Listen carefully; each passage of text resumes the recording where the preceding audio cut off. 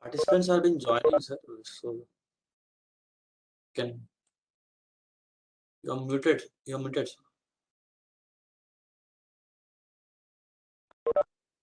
Okay, we'll not wait. We'll start. Let them join. Okay. Yes. Shashi, are you there? Yes, sir. Yeah, please go ahead.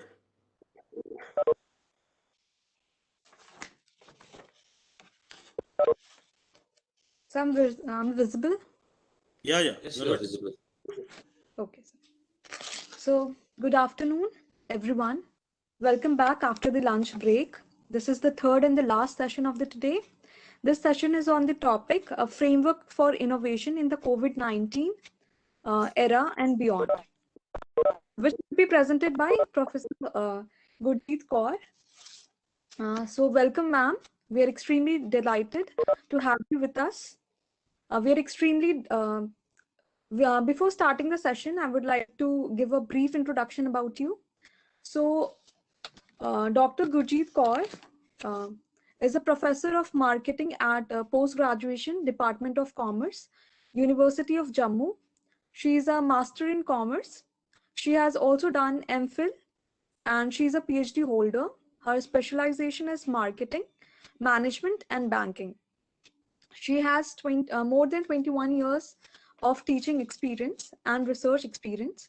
Her work has appeared in numerous journals of international repute, including International Journal of Production Economics, Journal of Small Business Management, International Journal of Operations and Production Management, Decision Sciences, International Journal of Production Research, Journal of Services Marketing, Service Industries Journal, Journal of Strategic Marketing, International Journal of Retail and Distribution Management, Managing Service Quality, Asia Pacific Journal of Marketing, and Logistic International Journal of Banking, and others.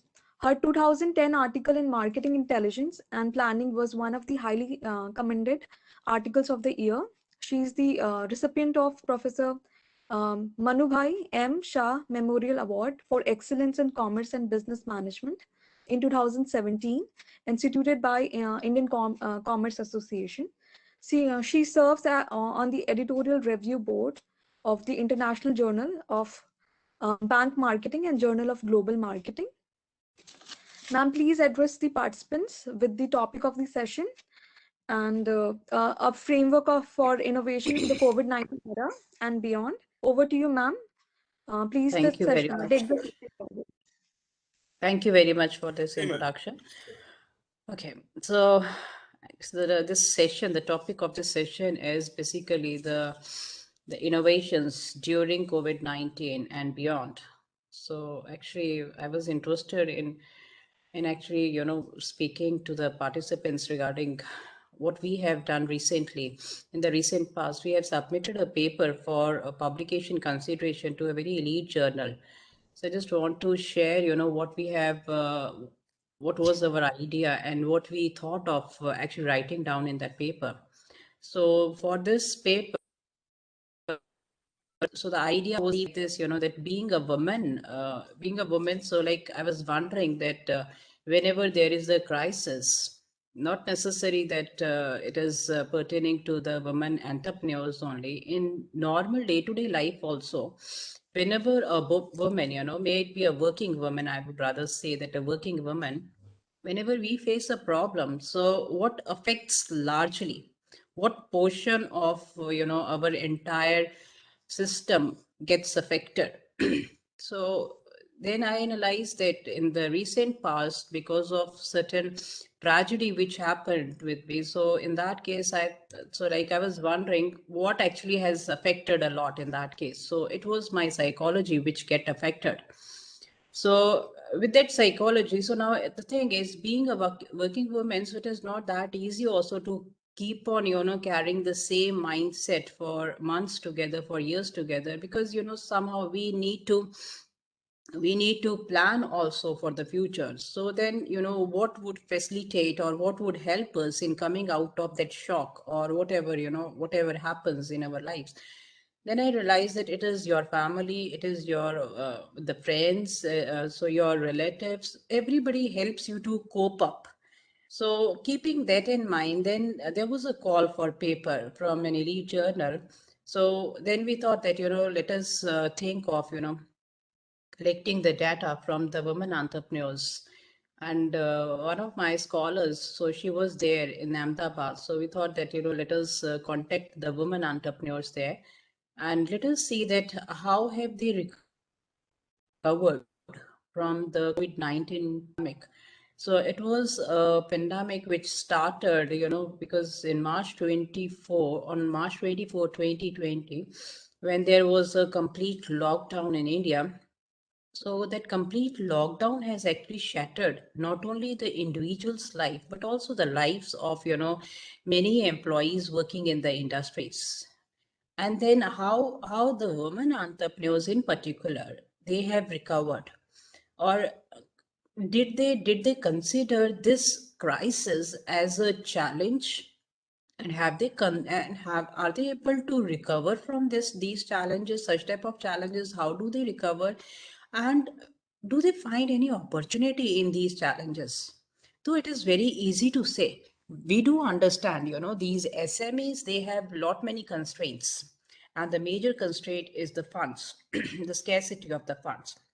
And many a times we have also read in the papers also that, there are various problems which are being faced by the SMEs. And let me tell you, the literature also says that these problems, they are more severe for the women. Yeah, more severe for the women. So in that case, how the women, they could recover, they could recoup from this crisis of COVID-19 pandemic. And did they find any opportunity? Have they ever thought of, bringing something new?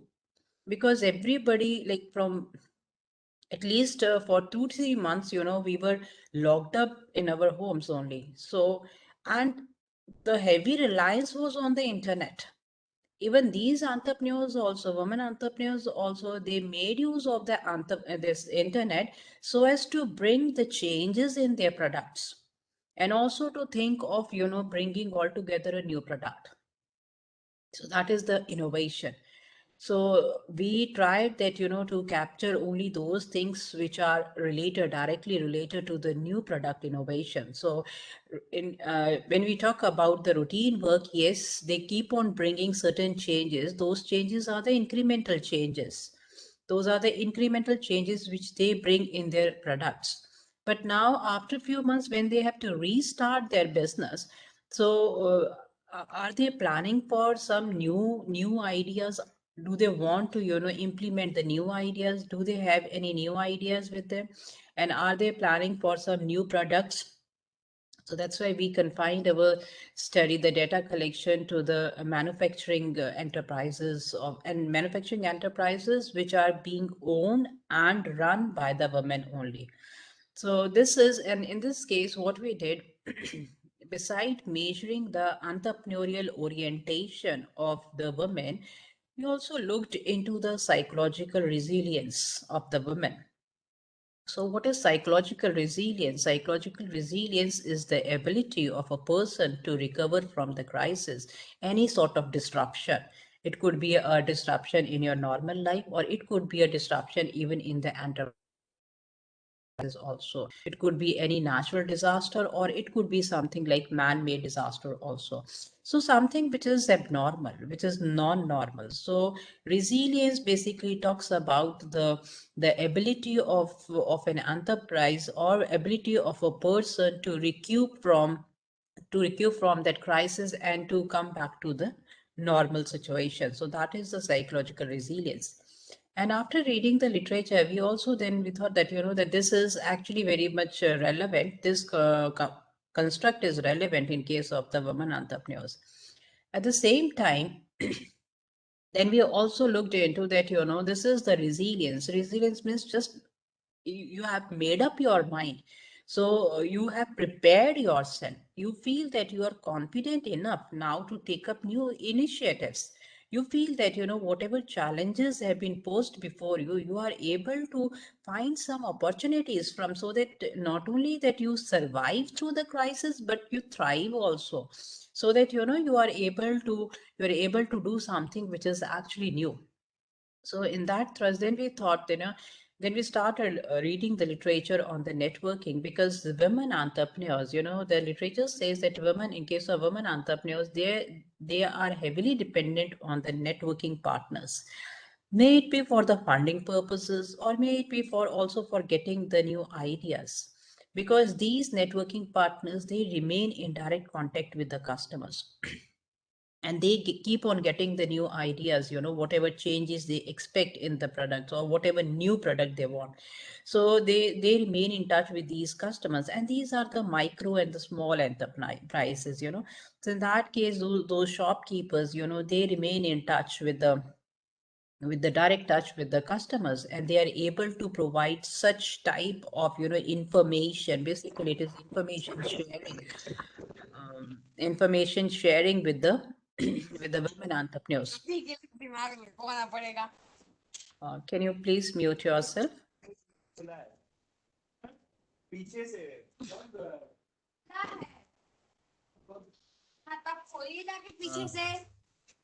Dr. Bibha, ma'am, please unmute yourself.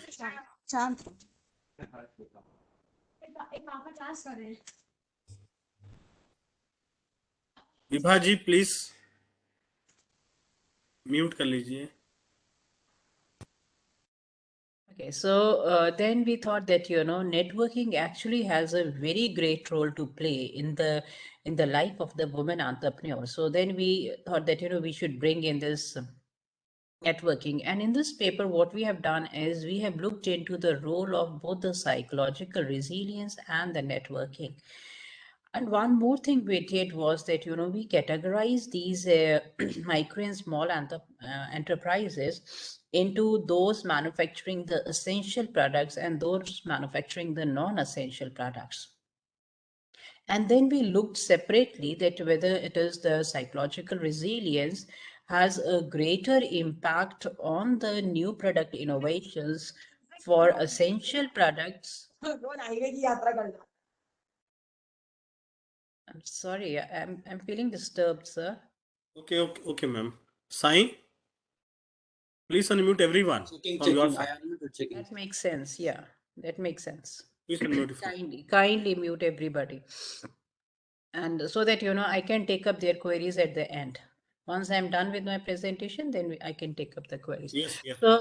So in that case, then this classification was actually required. Why it was required? Because, um, whatever, the level of psychological resilience and the level of networking, the dependence level of, the dependence on the network partners, that would vary for the essential and the non-essential products, because we are not talking about the normal situation, we are talking about the about a crisis. So because we all remember, during that period, so the manufacturing of the non-essential product, that was altogether stopped. So though every enterprise suffered a lot, but it was not the case when we talk about the essential products. So we wanted to see that, how whether the mechanism to recover would be the same, or is it the resilience of the woman entrepreneur and their reliance on the networking partners, would that level be the same when we talk about the those women entrepreneurs who are engaged in the manufacturing of essential products vis-a-vis the non-essential products. So let me share my slides with you so that things become more at the aim, basic purpose. Every paper has a motivation. So in this case, basic motivation is that, we want to know that whether the Indian women entrepreneurs are they able to recover are they able to recover from this crisis, and what are their future plans also, because it is not that easy also for them to start thinking about bringing all together a new product. But do they plan to do they plan for such type of initiatives in the near future? And it has become possible because of the because we everybody started exploring the internet. And from the internet itself, many things, we explored many things on our own also. And at the end, we have suggested a model also, which I would share with you.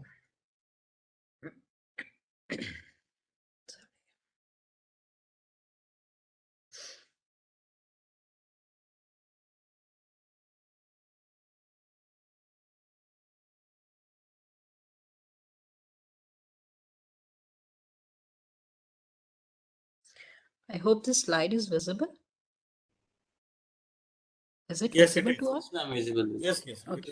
Okay. Okay. So we are the three authors who have contributed towards this paper. So the title is Innovations in the Times of COVID-19, How the Women Entrepreneurs they Survived the Crisis.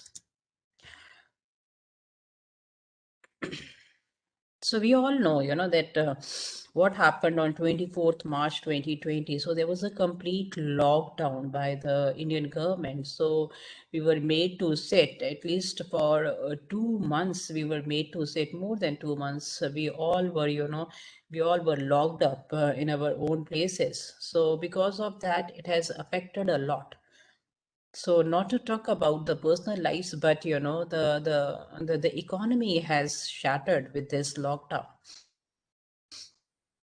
And it took many months together, to recover, or basically for the enterprises, they took months together, to recover from such type of the crisis. Until date, they could not recover completely.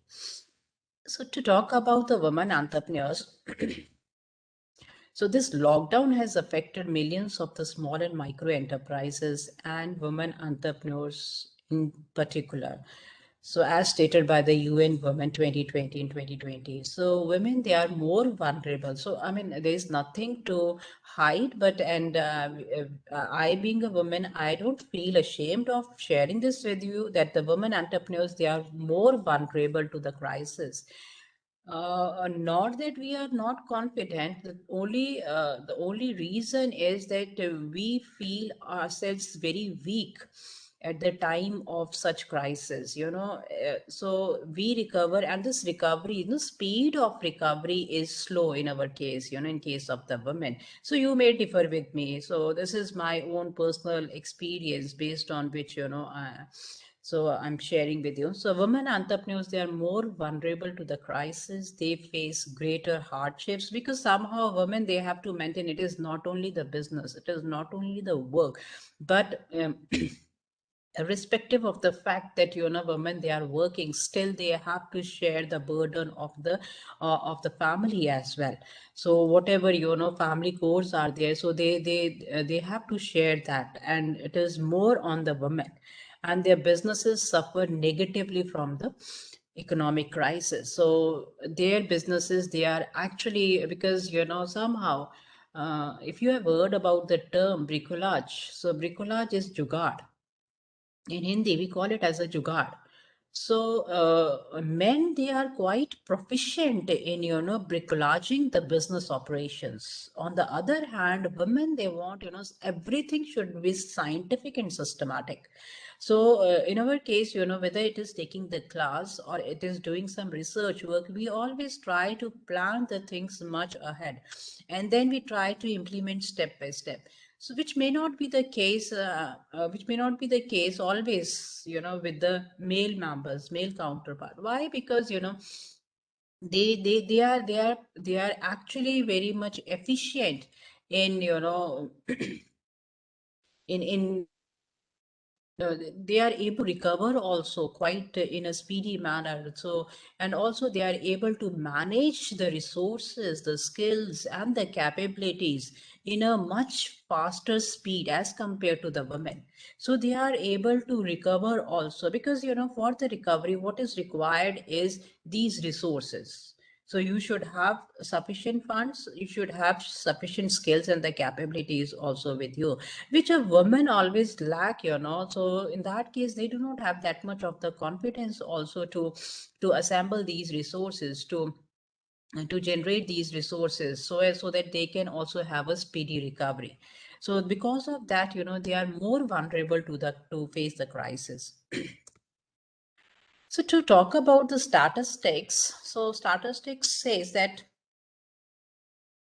the MasterCard Foundation report shows that 42% of women entrepreneurs, they innovated their business model. So this is something to be proud of, being women, that at least 42% of the women entrepreneurs, they could find that there is an opportunity which lies in this lockdown period as well.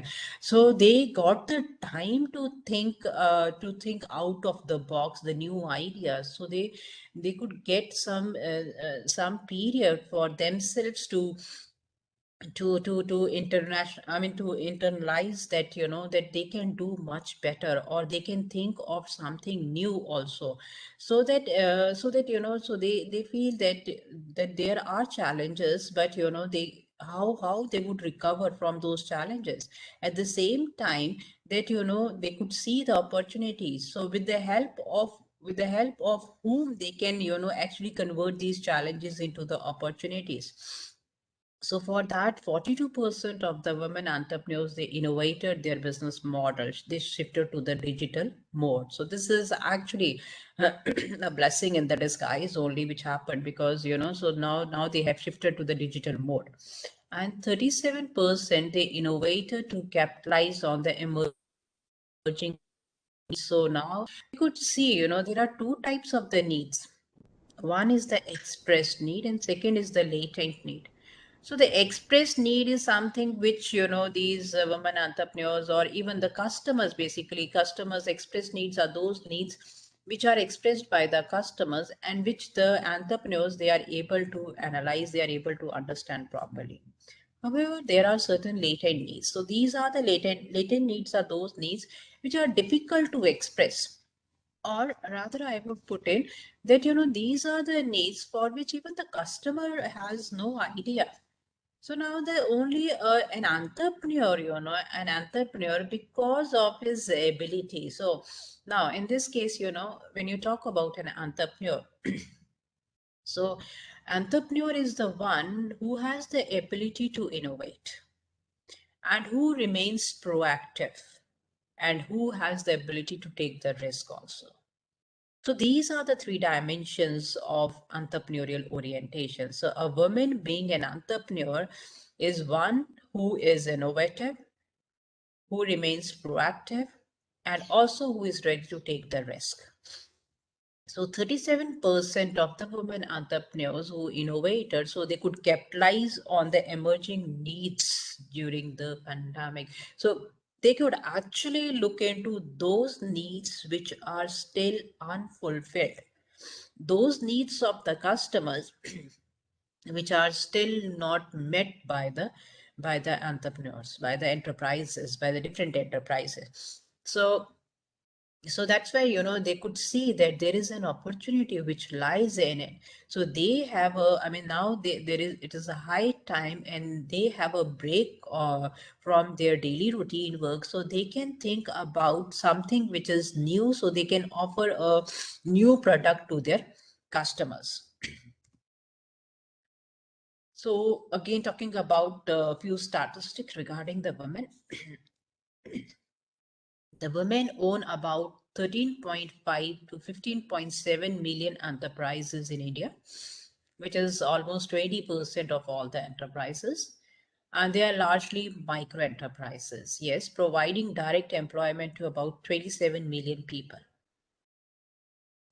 And according to the World Bank's estimate, women's participation in the economic activity in India is about 17% of the GDP, so which is not a small number. An IMF report state that women entrepreneurship could increase the GDP and decrease the unemployment, delivering the financial benefits worth a 6.8% increase in the GDP. So things become quite clear from these, statistics, from these numbers, that women enterprises are also, they are making uh, they are making a significant contribution towards the growth of the economy. So their contribution in the GDP is also something which is clear to all of us. And how much employment they have created, Yes, we do admit that most of them, they are engaged in the micro enterprises only. But still, at least they have created employment for themselves, and they could find themselves confident in bringing up these enterprises, and also in generating the employment for many people. So innovations as a recovery strategy during COVID-19. So we thought that let us at least no, there was a reason that why did we select Gujarat, and particularly the women entrepreneurs in Ahmedabad. Why did we select them in Gujarat?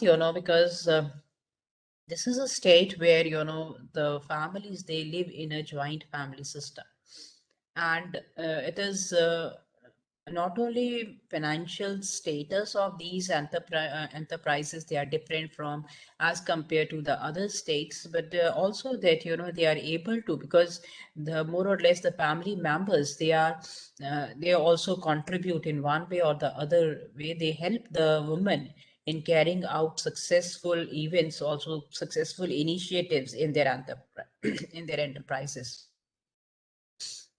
Help the women in carrying out all the sorts of operations in their enterprises, because they have the history of doing such of taking up such initiatives, and also helping the entrepreneur itself. So in that case, so we thought that it is better if we can contact, because otherwise in the other states, if suppose we talk about the J&K state from where I'm doing the job, or to talk about the Punjab state also, or to talk about Haryana also, it's difficult, because here more or less we stay in a nuclear family system, and it's difficult to recover, because you have to recover all alone. There is no support system, there is nobody to help you, and with whom you should share, or with whom you can discuss all these new ideas. So that's why we thought that let's let's confine our data collection to women entrepreneurs in Ahmedabad. One second. So women entrepreneurs, they use psychological resources, basically the psychological resilience, entrepreneurial orientation, which is again, it is basically, it has three components given by Covenant-Slavin, which comprises of innovativeness, proactiveness, and risk-taking, and then the networking. Third is the networking. So networking is all the networking partners, even including the suppliers also.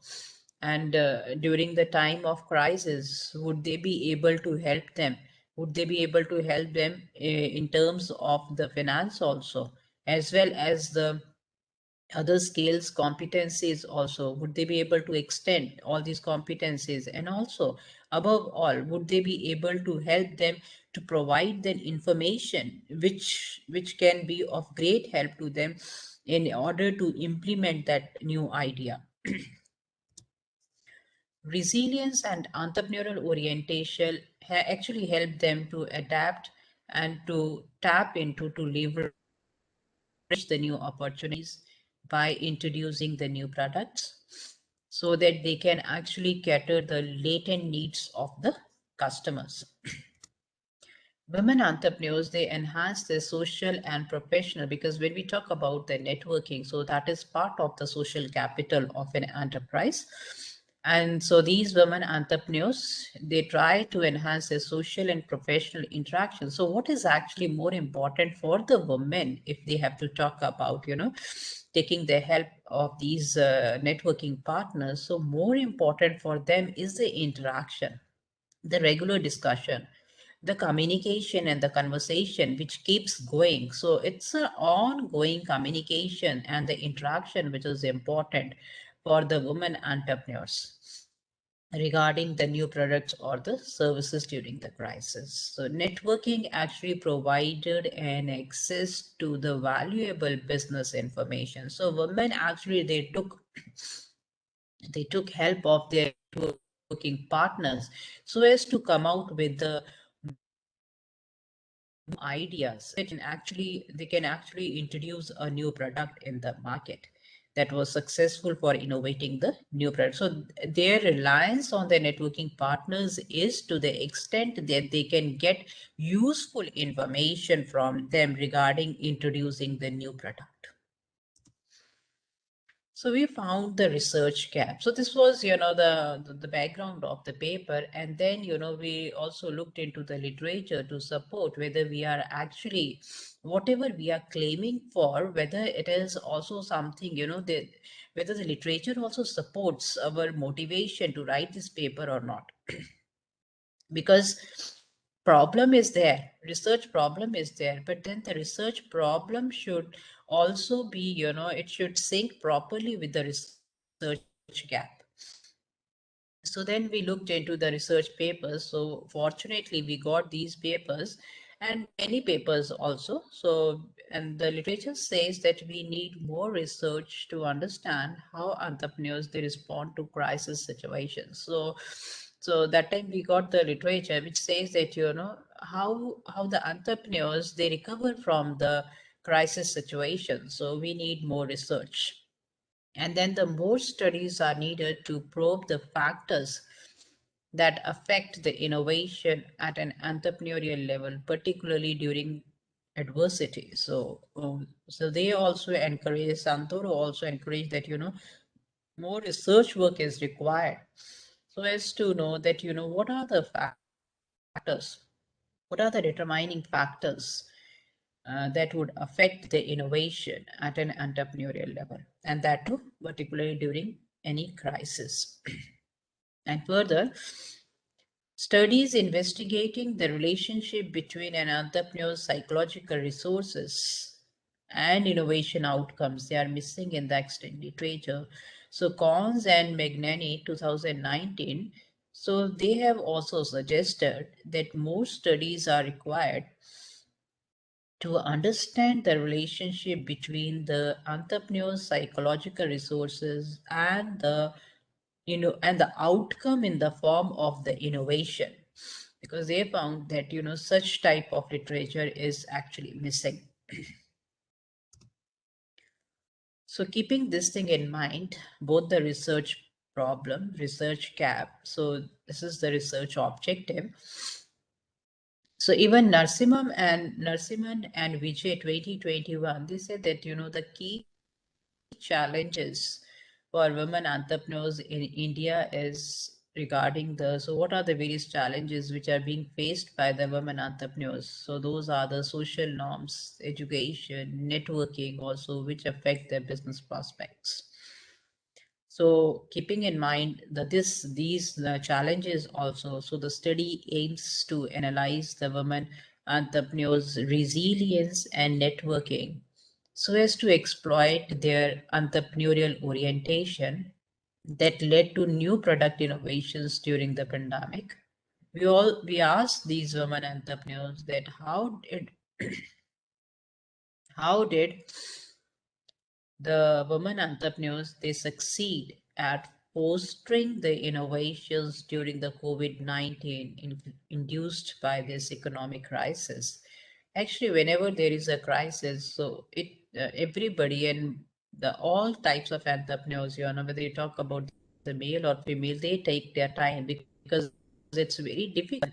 This is what actually happened when the teachers they were also, all of a sudden, they were asked to switch from the offline mode to the online mode. So like we all took time to shift, that from the offline mode to the online mode. And for these entrepreneurs, it was more difficult for them because, yesterday they were going to their factories and today they have to sit at home. And so that was something which, this crisis has has many adversity associated with it. So that's why for them it was like, yesterday they were doing the business and today there is no business for them. So they also took time to recover from that shock, but gradually they started taking the help of the internet to come out with the new ideas, and the literature has also provided a support for this.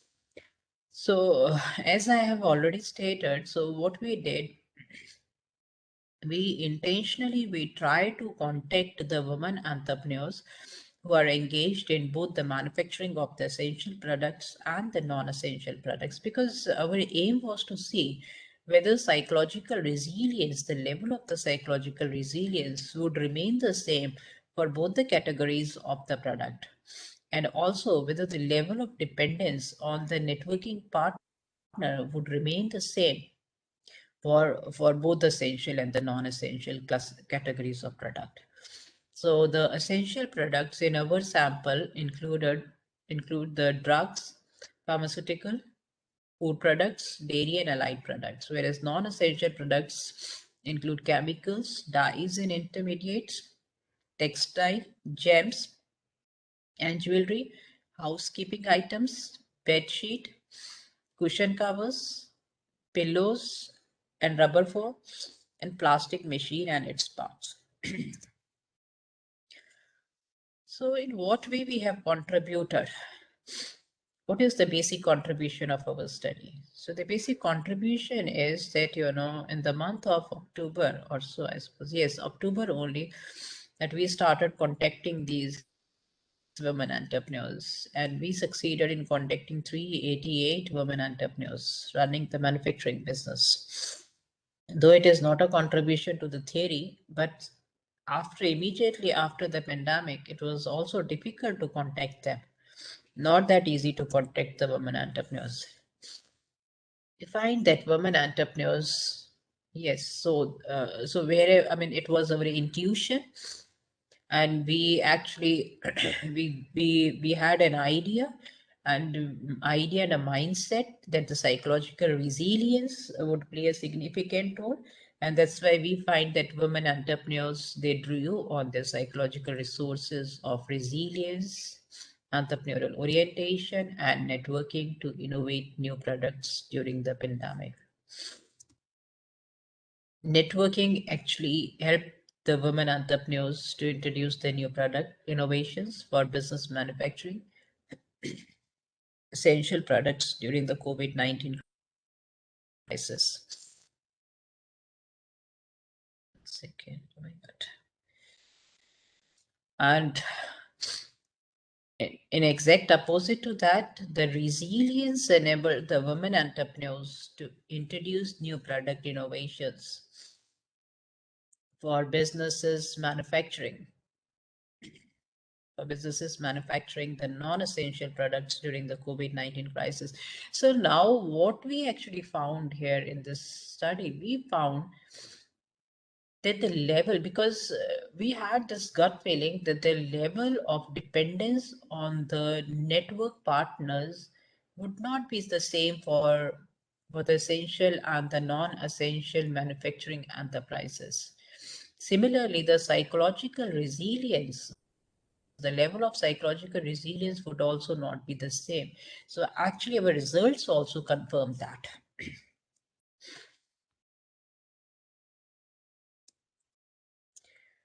So now to talk about the theory. So because we proposed a model, and in that model, our independent variable is the entrepreneurial orientation, and the dependent variable is the new product innovation. And we have looked into the moderating effects of the networking and the psychological resilience, because it is grounded in the psychology of the entrepreneur. So this theory, the theory which actually supports the entire conceptual model, that is the broaden and the build theory. So we use the broaden and the build theory to explain how the women entrepreneurs, they draw from their repertoire of psychological resources. So how do they make use of their psychological resources? Basically to broaden their cognition, their thoughts, so as to widen their thoughts, to become more constructive and also persevere in the face of adversity. So it is more or less, how do they make use of their psychological resources to recover, not only to recover from the crisis, but also to find some opportunity in that crisis. So which would be which in a way would be not only better for them, but also useful for the economy also, and for the customers at large. So the positive emotions broaden, because now we are talking about the emotions, so which has a psychological component in it. So the positive emotions broaden the women entrepreneurs' thoughts and behaviors such that they become more flexible and efficient to take up high levels of initiatives. So now, because they are still under the shock when the lockdown was announced, and and then gradually they could recover. They could find the various new ways and means to reestablish their business, to restart their business also. So their cognitive abilities for initiating an action get broadened. So their thoughts of, because now they have come out with the new ideas. So there, those new ideas, they have enabled them to build the resources and the capabilities. So there, the confidence which they regained, these women entrepreneurs, they regained. So that confidence and the trust which they repose in themselves, in their abilities, so they could actually find that, that yes, they can grow, they can survive, and they can thrive also from this crisis. So this was our first hypothesis, that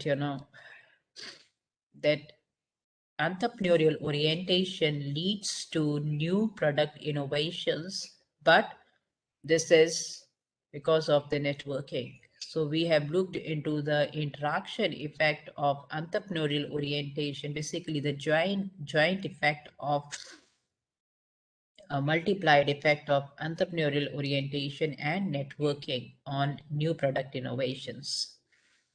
Entrepreneurial orientation generates the new product innovations, because we have already talked regarding entrepreneurial orientation, which comprises of innovations, innovativeness. So it is an ability of an entrepreneur to innovate. So that's why EO generates new product innovations. Networking allows the SMEs to overcome the resource constraint. So, network partners, they are very useful for the enterprises, all sorts of enterprises, because these enterprises, they get various resources from these networking partners. They provide access to the complementary, in certain cases they provide access to the complementary assets also, and they offer better value to the customer. So actually they are the link between a manufacturing enterprise, in our case manufacturing enterprise, and the market.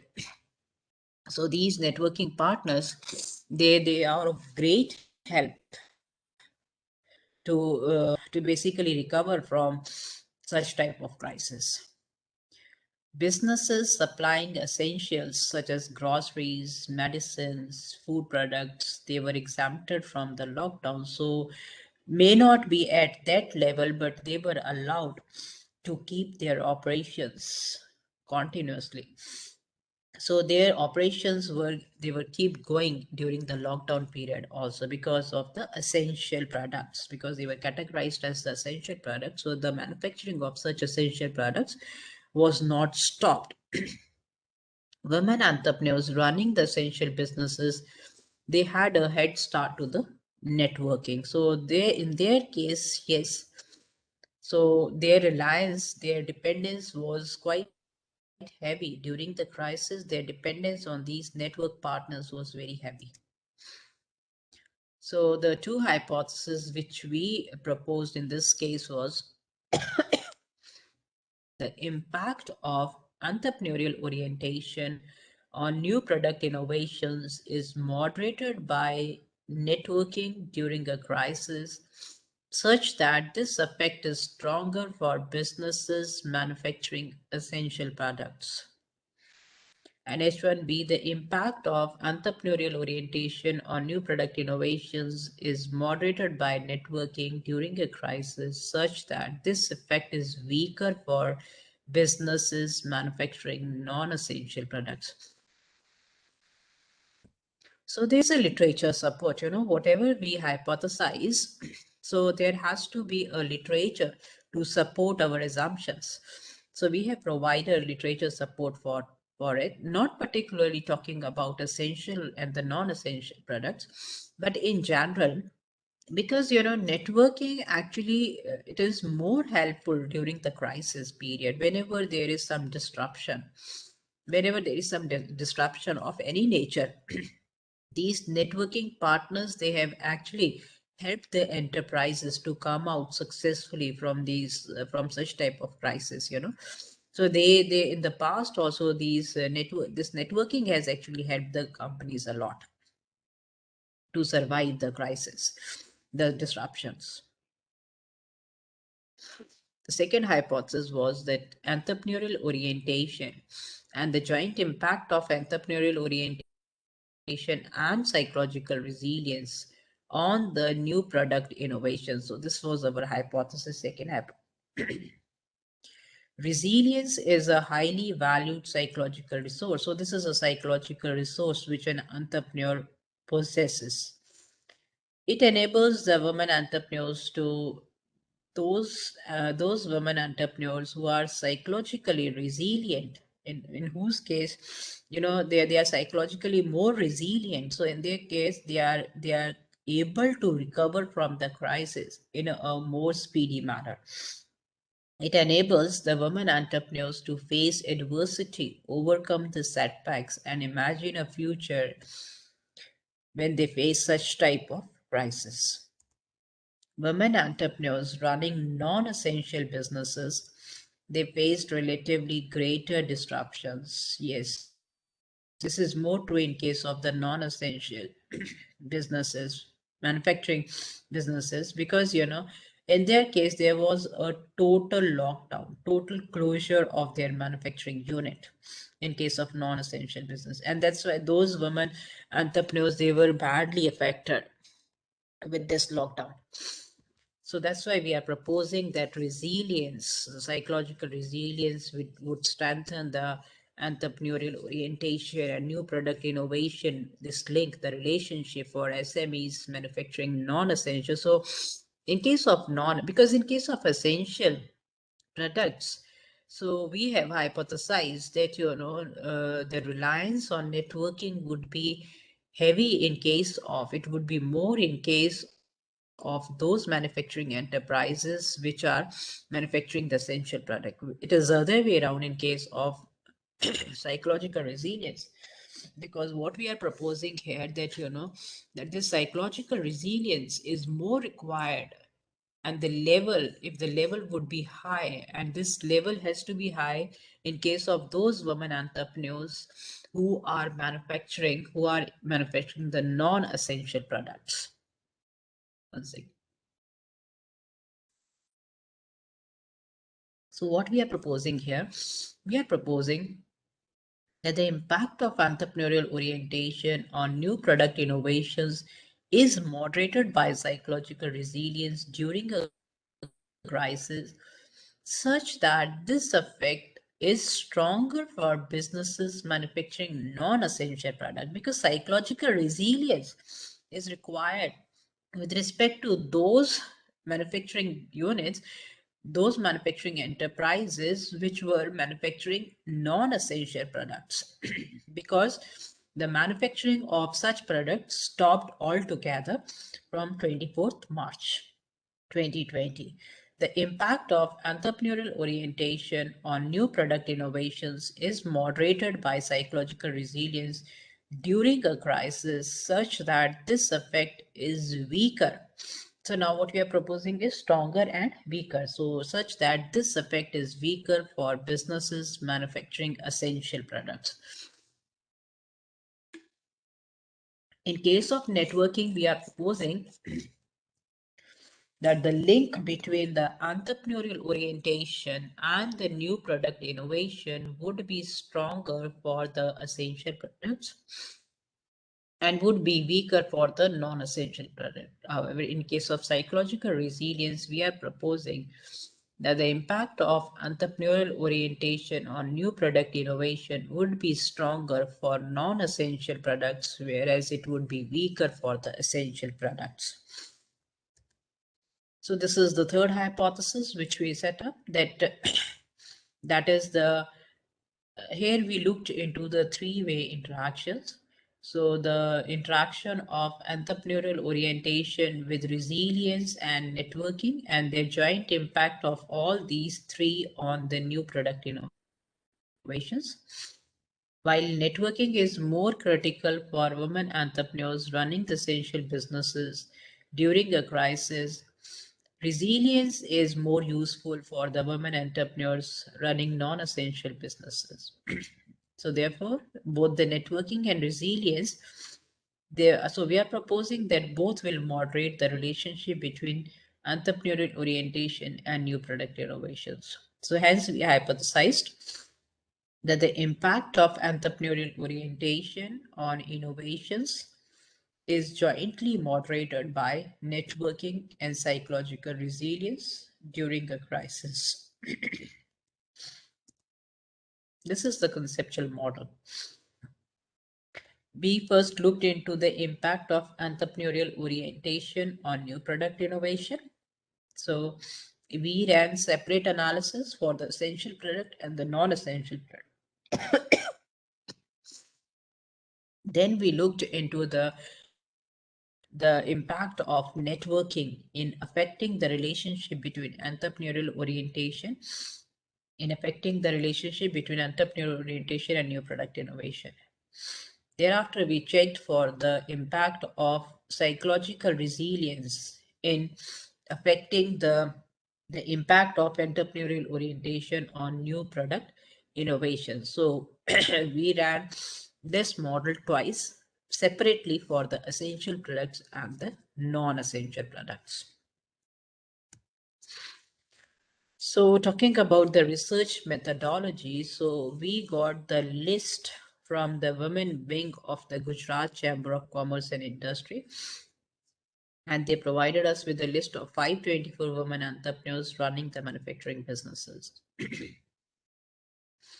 So this was the list of women entrepreneurs with their details of, particularly talking about in the details, so their mobile numbers and also their email addresses also.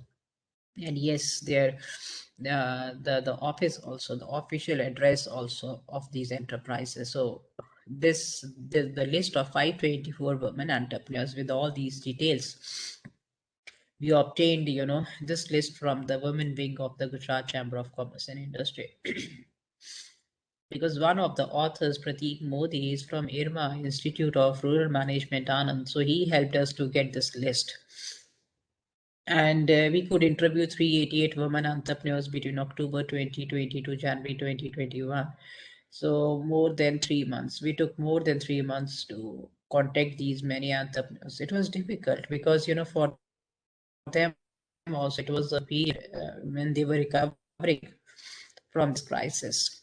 Though they started thinking of operationalizing their business from the month of June, but they took time to operationalize their ideas. So we contacted them during this period. 139 women entrepreneurs manufacturing essential. Out of this, 139 were manufacturing the essential products, and 232 they were manufacturing the non-essential products. So we actually, when talking about the scales which we use, so we used 4 major scales: the entrepreneurial orientation scale, networking scale, the psychological resilience scale, and the new product innovation scale. Entrepreneurial orientation items, they were borrowed from COVID and Slevin, and 9 items, 3 each of effectiveness, risk-taking, and proactiveness, was these 3 dimensions of the construct. So 3 items of each dimension. These items, they were borrowed from covariance Levin scale. Then networking, the items, 9 items representing, again, networking was measured with the help of 3 dimensions: the learning potential, the market opportunity, and the supply chain opportunity. So these 3 dimensions also, they comprised of 3 items each. And we adapted the items developed by Parr, Wharton, and Brunetto in 2007. Then psychological resilience items, they were borrowed from Lutyens, Joseph, Ovilio, and they developed the scale in 2007. Finally, the new product innovation, the items related to new product innovations was also borrowed from the existing scales developed by Baker and Sincula, Early and Hult, Lucas and Farrell. So what we did actually, when we collected the data, thereafter we performed all the preliminary tests. That is, we looked into the outliers. Yes, we detected few outliers. We removed those outliers. Then we tried establishing the normality of the data with the help of skewness and kurtosis, falling within the range of plus minus 1, and using both the graphical method and the method also, statistical method and the graphical method.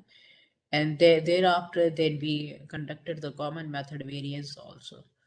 So after that, common method variance because we obtained the data from the entrepreneurs only, and whether it is talking about generating the data with regard to the independent variable or with regard to the dependent variable. So with regard to all the 4 types of 4 variables, key variables in our study. So every information was obtained from the single respondent.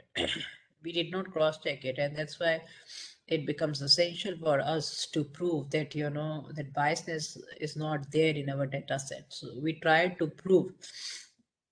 So there are 2 ways. One is that you should try to take the precautions so that you need not to prove that common method bias exists, or if you have not taken the necessary precautions, then you have to prove it that the common method variance does not exist in your data set. So we employed confirmatory factor analysis, single factor model. In that case, the single factor model showed a poor model fit. And then we also looked into the correlation matrix. And according to Pavlov, so the most of the correlation coefficients should not be greater than 0.90. Which in other words, it means that if most of the correlation coefficients, they are above 0.90, which means that they are representing the same scale.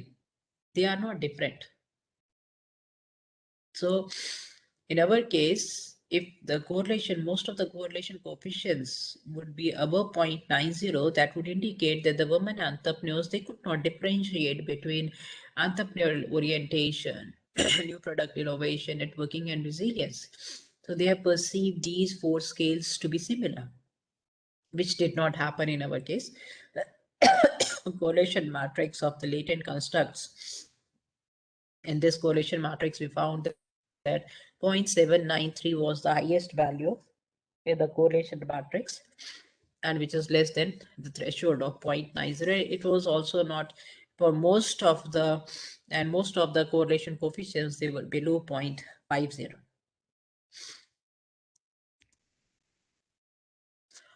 Then, because as discussed, we tested our hypothesis 1A, 1B, hypothesis 2A, 2B by using the hierarchical regression. And before running this hierarchical regression,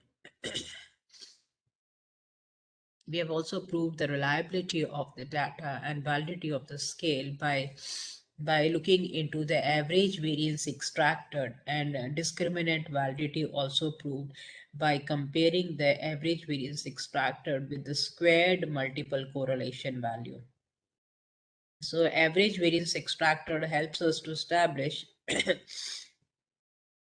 that the items, they belong to a particular construct, that those items which in our case the items falling under entrepreneurial orientation or falling under networking, psychological resilience, new product innovations, those are the items which belong to their construct, and these items do not have a strong correlation with the items falling under different construct. We also proved the discriminant validity, and the discriminant validity stands proved when we compared AVE, that is average variance extracted, with the squared multiple correlation. And in our case, the average variance extracted, it comes out to be greater as compared to the squared multiple correlation between the two constructs. So that also we have proved before testing the hypothesis. Now, in this case, if you look into this table, so we have checked, first is the interaction. So we have taken all these are the control variables, OD1 to OD9. These are the organizational demographic variables. And you can see that, most of these control variables, they are not significantly impacting the new product innovation. Whereas when you look into the interaction effect, which is of use to us, when we have looked into the joint impact of entrepreneurial orientation and networking on new product innovation, this is with regard to the essential products. This is H1A.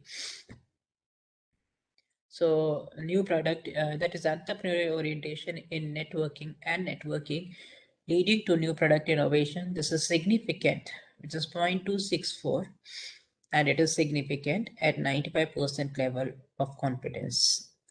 Then second is H2A,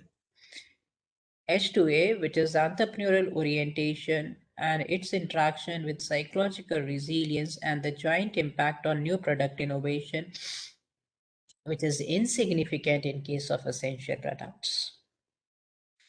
However, whether it is whether it is for a normal situation or we are talking about the crisis, because right now we are talking about the COVID-19 pandemic only. So in this case, when we looked into the joint impact, the impact of all the three, that is the entrepreneurial orientation, networking, and resilience in case of essential products, the joint impact on new product innovations, we saw that, it is highly significant.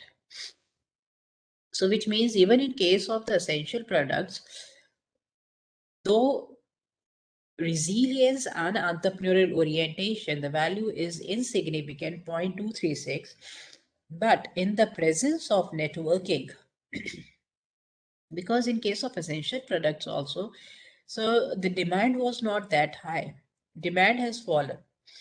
So, and as a result, supply had to be matched to the demand. So there was, and when you talk about, bringing some innovations here in this regard, so it was not that easy. So still, even in their case also resilience is required, but a low level of resilience, but a high level of networking was required in case of the essential products. In case of non-essential products, we can see that entrepreneurial orientation and its interaction with networking, their joint impact on new product innovation is not significant at 95% level of confidence, which is 0.059.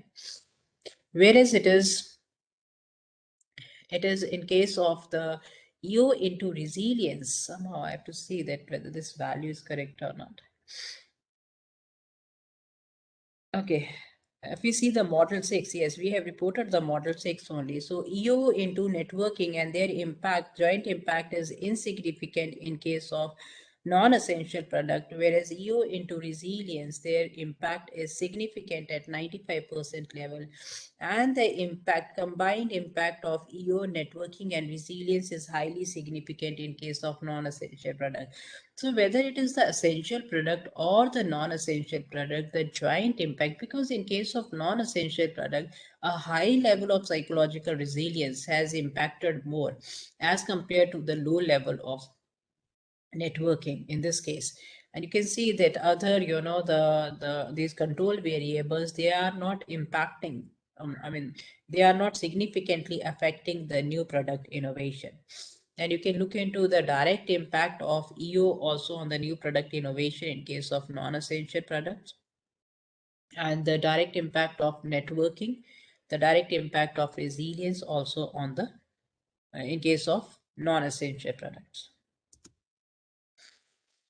So what we did in order to cross-check, the findings of the third hypothesis, that is the joint effect of entrepreneurial orientation, networking, and psychological resilience, the impact of all the three, both for essential and the non-essential product. What we did, we ran model 2 in the Hayes process. And then we saw that, that this is significant, which is the t-value, the coefficient is 1.0129, t-value is 2.4332, and it is significant, which is 0.0168. This is for the essential product.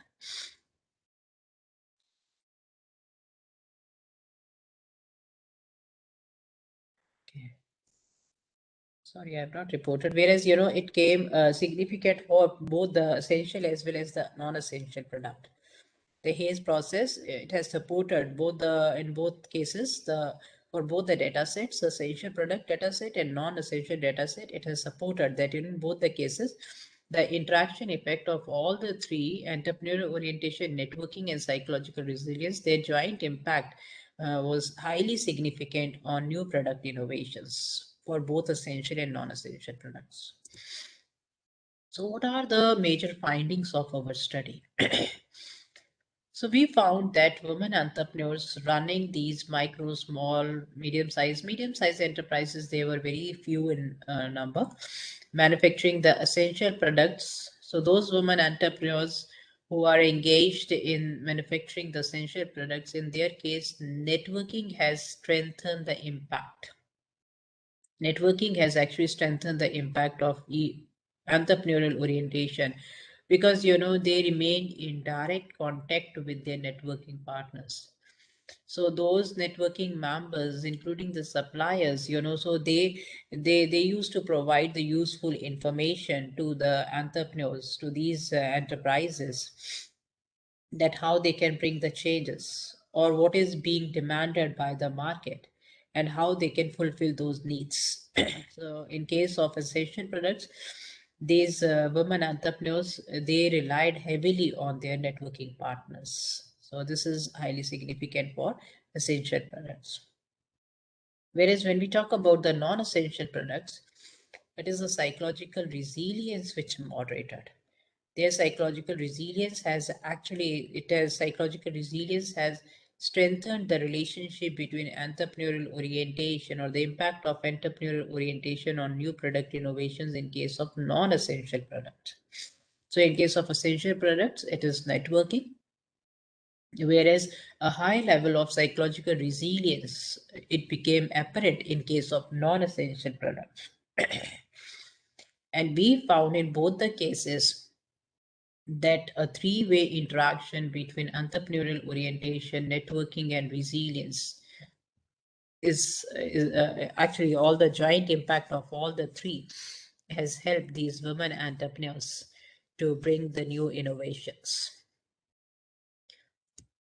So what we can conclude here, that women entrepreneurs, they have used their psychological resources of resilience, entrepreneurial orientation, and networking to capitalize or to leverage the emerging opportunities by innovating the new products.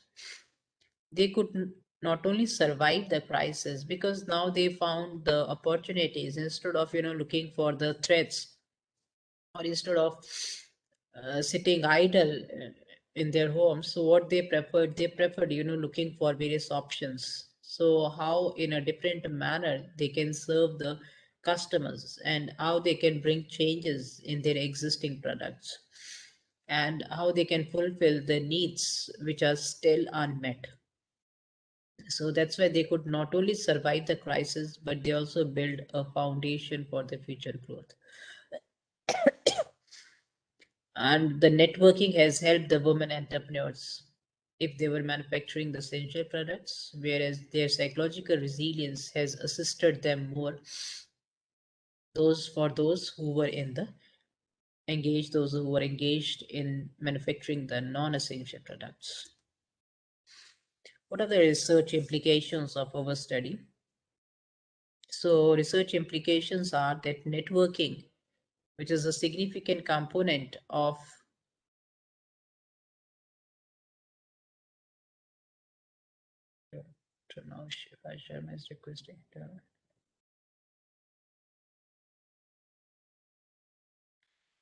sorry.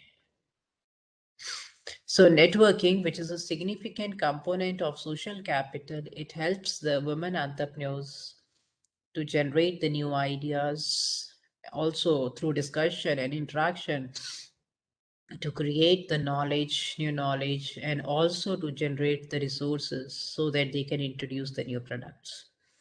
Resilience, which is a significant component of psychological capital, is equally important for women entrepreneurs so that they can survive and thrive through the crisis. Irrespective of the severity being high. So in this case, severity, as in case of non-essential businesses,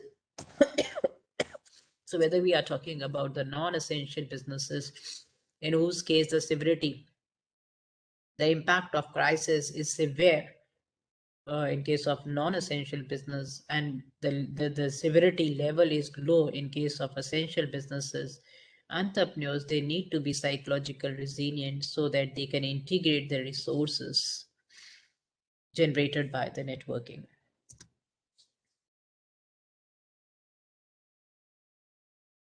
I'm sorry, I think there was some message which was displayed and I declined it. Maybe because of that, I'm not able to share my screen. Can somebody assist me? Dr. Rajkiran? Yeah, ma'am. Yeah, ma'am. I actually received a message. So Yeah. there was an Your screen is not visible right now, ma'am. Your yeah, screen is so not visible. I do not know. Automatically it That's fine. happened. Sorry, Okay, I'll okay. share again. No I'll way. share You can again. again share it, ma'am. Yeah, I'll share it again. Okay. I hope it is visible now. Yeah, it's coming. Yes, it has come, ma'am. Okay. Now it's visible. Okay. So these were the three implications, research implications to talk about the limitations and the future research of our study. So because our study was confined to the women entrepreneurs, though who were engaged in both the essential and the non-essential products, but I think, and because the data were collected at one point of time, so being a cross-sectional survey data, so I think we should encourage the researchers, if they can conduct more research and they can look into the impact of entrepreneurial orientation, networking, and resilience on the innovation for a longer period of time, maybe for 3 years, continuously for 3 years, so that we can actually, because longitudinal studies help us to establish the cause and effect relationship. And we could not, and we have not considered the day-to-day problems or the challenges being faced by these women entrepreneurs. So they should, so these, the problems which are being faced by the women entrepreneurs in their daily course. So what impact these problems or the challenges at home front, whether these challenges, they pose some problem in bringing the innovations in their businesses or not. And also social capital. When we talk about social capitals, we have just considered the networking. So what we can, I mean, the future researchers, they can consider the relational capital or the cognitive capital also in the study. And also we have explored only one aspect of psychological capital, that is resilience. So the future researchers, they can take into consideration the hope, the self-optimism, and the self-efficacy also. These actually psychological capital comprises of 4 dimensions: hope, resilience, optimism, and self-efficacy. And we have considered only the psychological resilience. So the future researchers, they can consider the remaining, I mean, the entire psychological capital can be considered, and the impact of social capital, all the three taken together. So we can always, I mean, the future studies, they can always look into it. And my God, again, it's getting.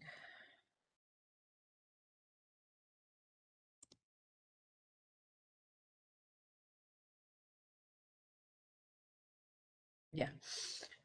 Is it visible? So what we have proposed here is we have proposed a 2x2 contingency framework. So, normally when you talk about, publication in the good journal, so what they want is it is not something which you have borrowed from the literature and you are just replicating it. So in this case, what we thought of it, so we are proposing this contingency framework that represents entrepreneurs' differentiated levels of networking and resilience, because otherwise also we have talked about the level of that is the level of dependence on the network partners, or the level of psychological resilience and their impact on the innovation type. So what we are proposing here is, again, in the context of a crisis only, we are proposing that networking during the crisis, and when the level of dependence is low,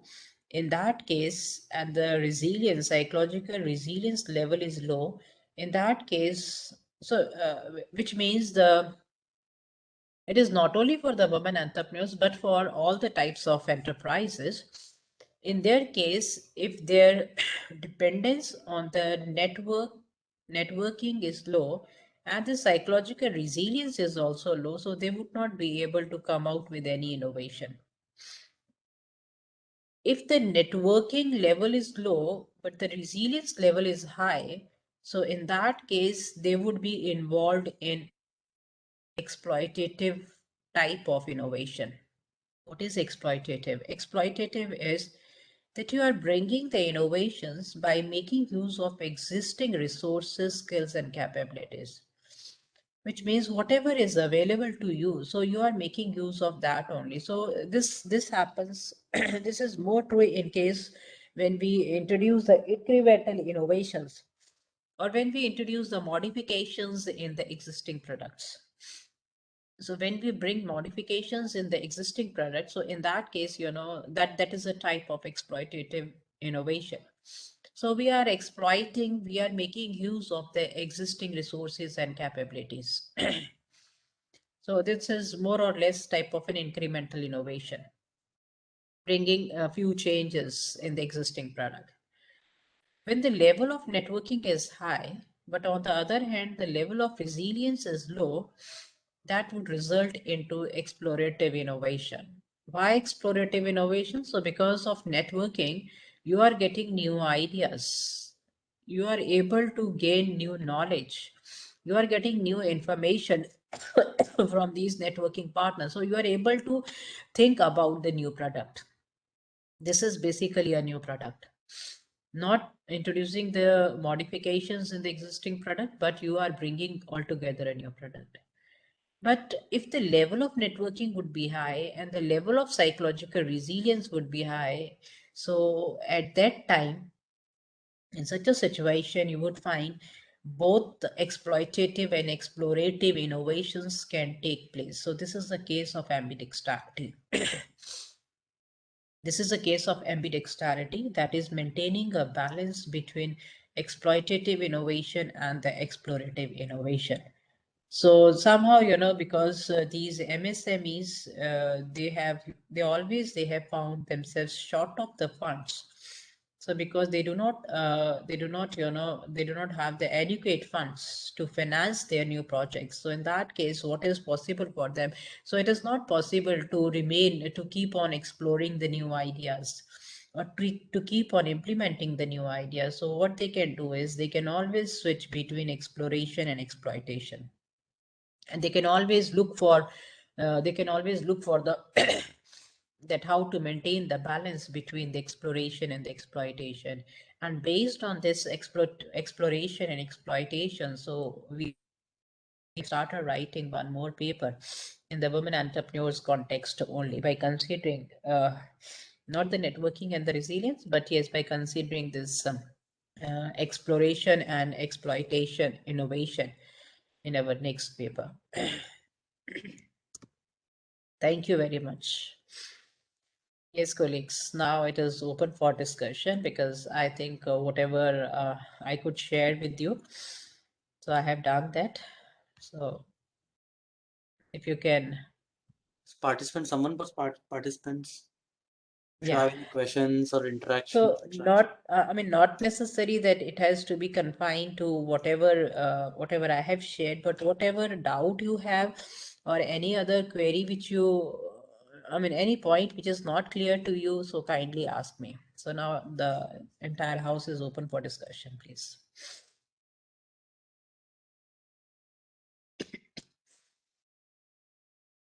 Yes, please.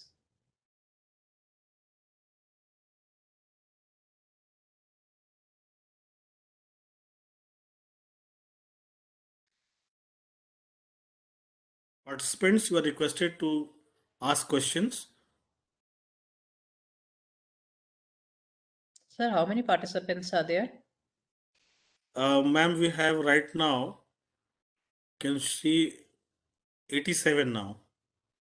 We Ask had, everybody to ask one question. yeah. I mean, you should make it compulsory for everybody to ask the question because then only you'll come to know whether they have Sure. listened to the resource person or not. Yes, yes, yes. Hello. Yes, please. Ma'am, I was just listening to your session. It was a wonderful session. Thank you. Looking at the current scenario, the development of the rural areas have been developed a lot. Mhm. Comparing to, with regarding to the rural development, how far it is more effective for women from rural areas, like how far they have been very effective for entrepreneurship. Mhm, Because mhm. if you see the ratio of women entrepreneurs from rural side or from rural background, even though they have the talent, they are not able to bring it to the mainstream. So I what do agree. you think is the main challenge for that? Yeah, I think I agree with you because they have their own limitations, and the biggest limitation in their case is even if you know their profession requires the skills, but still they do not have that much of the confidence also, and they want to confine their businesses to that particular village only, or maybe to they can cover maximum 2 3 villages. The confidence is low because their education level is low, and which is not the case when you talk about the women entrepreneurs in the those who are operating or those who are pursuing their business in the urban areas. But this is very much right that in case of rural areas, those you would find many women entrepreneurs are there, but they are more or less they are contented with their size of operations. So whatever is the size of operation they are carrying out, so they feel that you know that is sufficient for them to carry their livelihood. So that is that the concept of you know self-sufficiency, that you know yes we are good I mean we are better off than what we were, and that's enough. Whereas in case of the women entrepreneurs in the urban area, so they are looking for more profits. They are looking for more profits, and that's why they want to diversify, they want to expand their businesses, they want to modernize also. Now many women entrepreneurs in the urban area, they have shifted to the online mode. So it is a digital mode. So it is because you know because they want to they want to remain intact whatever are the market changes. So they want to always incorporate those changes. Whereas these women in the rural areas, they are afraid of you know keeping their pace with the market changes. And only thing is that's why they want to confine their operations within few kilometers only. They don't want to expand. One is because they do not have the funds. Second is they lack the confidence also. And for that, you know, the entire support system has to be there, which they are not finding. That's the entire support system, which I was wondering, you know, even in the urban areas also, women entrepreneurs in the other neighboring states. So those women entrepreneurs, they are not getting that much of the support from their family, which the women entrepreneurs in the Ahmedabad or in the Gujarat city they get. So that is actually good also. So they feel, I mean, that motivation is there for them to work. Why? Because every person in the family provides the adequate support to them. Not only the financial support, but the psychological support also they provide. And so, which is actually, whereas in case of the rural in the rural areas, if we talk about these women entrepreneurs, so even their husband they would not support. So they are doing it so that they can earn something for themselves and for their children. So the scenario is totally different. But when you talk about this COVID-19 pandemic situation, so these women entrepreneurs in the rural areas, they were not affected by this crisis. Whereas, because in their case, they need not to shut anything, so they continued with their operations. They were not adversely affected with this COVID-19 situation. Whereas, it has greatly affected the manufacturing units in the urban areas. Do you agree, or you have some other opinion? So even I would like to, because this is, I don't know Dear if ma'am, any, yes, please. hello ma'am, Yes, please. and I'm Susan Jaisley from Chennai, ma'am. Okay. Okay, I have done my thesis on women entrepreneurship only, ma'am. Good, good, good. So we want to listen from you Because now. yeah, I was listening to the question and thing also. Means when the presentation was so good, ma'am. Very nice and informative, ma'am. And I Yeah. want to share you whether, I know I'm with my data, what I collected, I have just focused on Tamil Nadu only, as I'm from Chennai. So my focus was on women entrepreneurship who's engaged in food processing units, ma'am. Okay. So my data proved that even as you told, the development of women was not there. I mean, the push factors and the pull factors, when I had a comparison with the push factors and the pull factors, the push factors was not up to the level, was not up to the level. The women are not able to frame themselves because the policies was not, as you told, the policies were not adequate to them. Yeah. I don't know whether my suggestion is right or wrong. No, this is So very much correct, because somewhere I've read about these promotive factors and prohibitive factors. So yes, what you're ma'am. talking about, push factors and the pull factors. So these Yes, are very ma'am. much correct. But being a woman, so we should not let the things happen the way they are happening. We should not have so high hopes from the government if we are not getting that support from the government. So better it is to arrange, to make alternatives and to look for the options which are available to us. And that's where I Okay. have found that, these women entrepreneurs in Gujarat, so they Yes, are not ma'am. relying on the government support. So Yes, that is their ma'am. self-support. Okay. Whatever money their family has, so they are able to utilize that. So because they are into that family business also, and in certain cases, if they are not in family business, but still they are getting 200% support from their family. Yes, So which ma'am. is, I mean, something which actually everybody looks for. Is it clear? So, So in case of yes, women, ma'am. that is psychological support a woman looks for, and Yes, ma'am. somebody to also assure that whatever new idea which has come to my mind, whether those ideas can be implemented, or I mean, would those ideas be viable for implementation or not? So I mean, somebody has to be there to assure us. So I think in your case, this is very much right. Yes, ma'am. Government. So in that case, we have choices, Ye- two choices. Yes, One ma'am. is either we should keep looking for the government support, or we should not look for government support and we should look for other sources. In Tamil Nadu, we have good support, ma'am. We know the Okay. self-help groups are doing good, Yeah. according to Yes. my study, and we have good Yes. women forums here. We have a SIPCOT here, but Hmm. according to the schemes of the government, when you take all over India, Hmm. according to the schemes of the government, we are still hanging with our policies, ma'am. Though there Okay. are women, as far as there are many schemes, we have for which has been framed 2 years back, last 3 years, so last 5 years, we have good schemes for the women entrepreneurs, ma'am. In that case, still all the schemes are hanging. If I go and tell about Swayam courses, also I don't tell about that Swayam things, that you have about. The government, no, they say that they doesn't know about these schemes. Okay. Still awareness, I feel that awareness is not, I mean, we have, Yes. the women have not got the awareness still. It Yeah. is there in, in some parts of India, the schemes have reached, but in Hmm. some parts it's still hanging.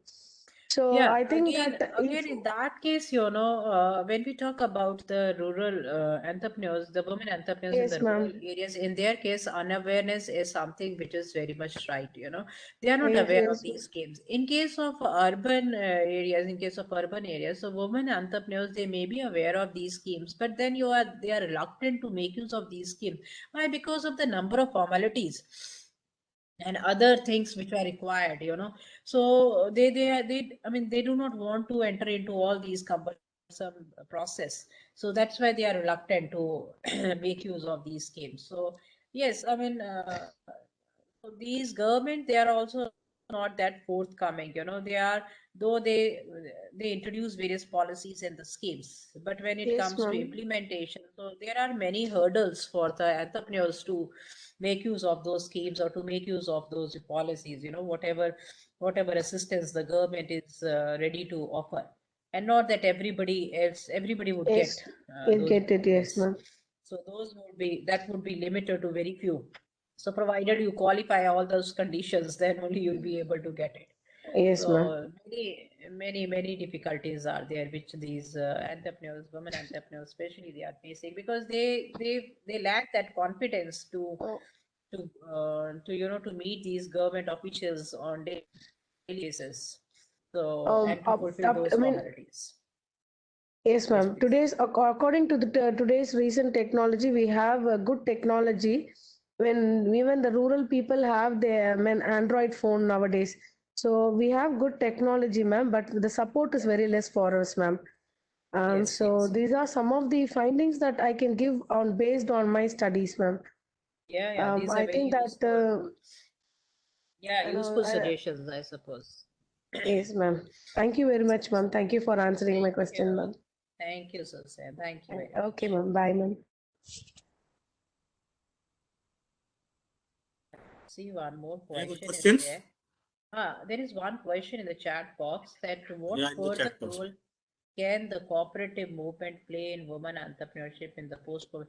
Yeah, cooperative movement, in case if you talk particularly about the Gujarat state, so yes, cooperative movement can actually play a very significant role.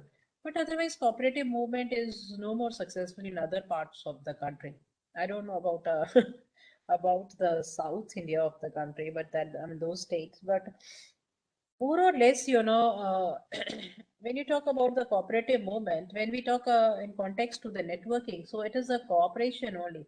We are networking is, when you remain in constant touch with the partners, with the networking partners. So these are those interested parties which want that, the enterprise should flourish, enterprise should grow, so that they get their due share of profit. And cooperative movement, if you talk about these cooperatives, so they have more a social bent of mind. So in that case, yes, maybe useful when you talk about the entrepreneur enterprises in the rural areas, but not of so much use for the enterprises in the urban areas. But rural areas, definitely, I mean, something can be explored in this regard. Yes, please, other questions?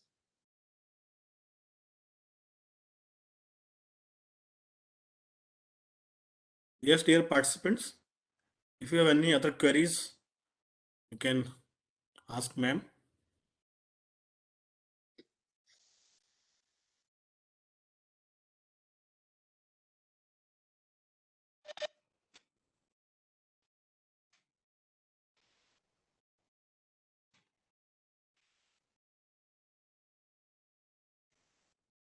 I think I'm whatever has expecting been more discussed by you is questions. well taken by the participants.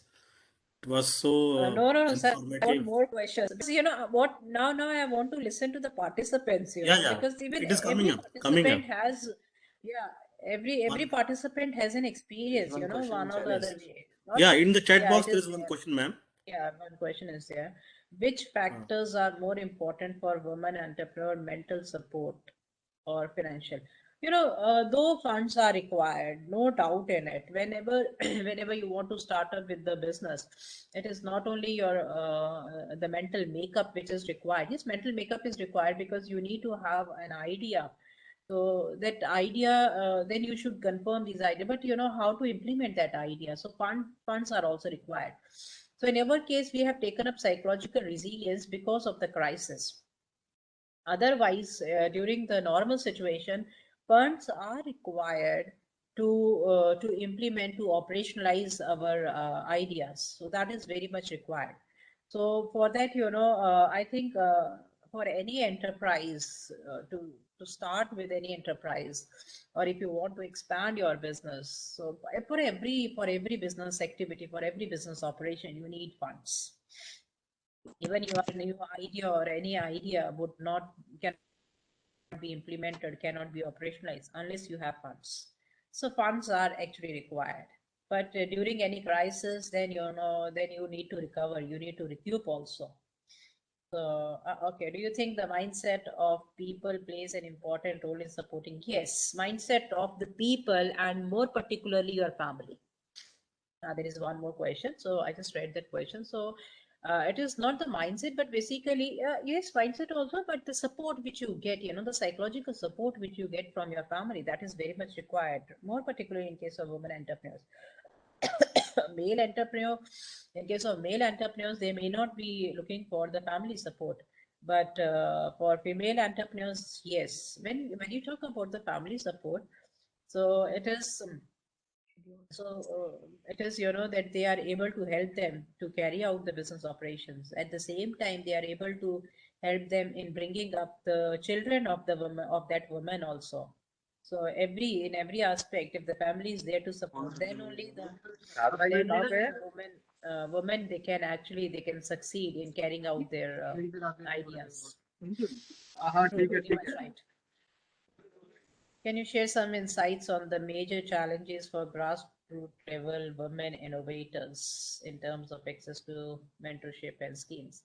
When you talk about these mentorship and schemes, so it is uh, nowadays when we talk about though in our case it was not there, but otherwise when you talk about the networking itself, so networking also includes the government institutions. You are networking with the government institutions. So you apprise yourself, you keep yourself in touch with the latest schemes, and then you try to fulfill those formalities.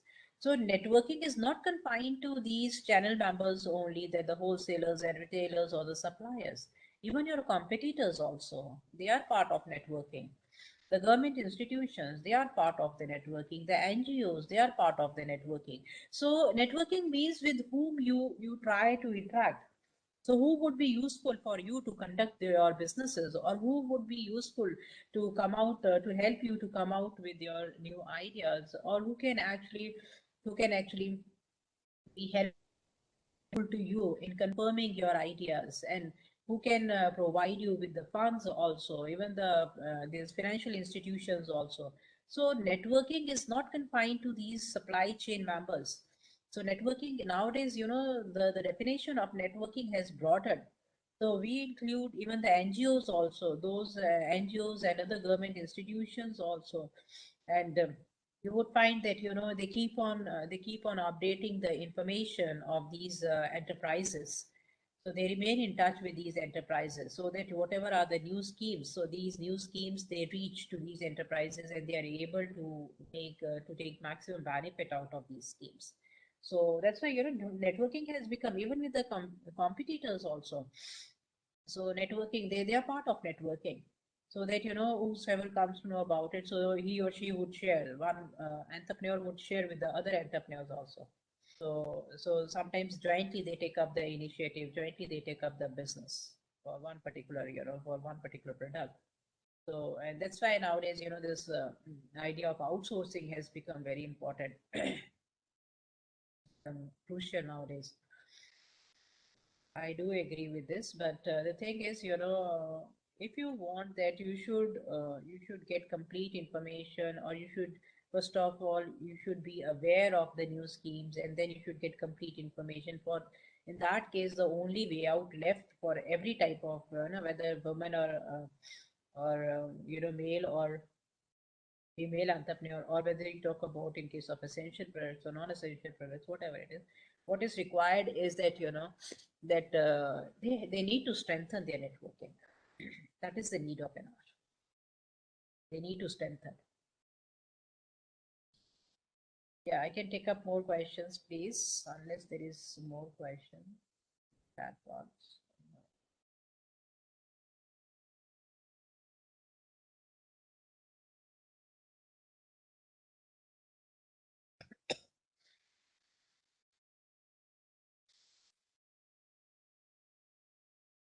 Yes, I'm waiting for more questions, please.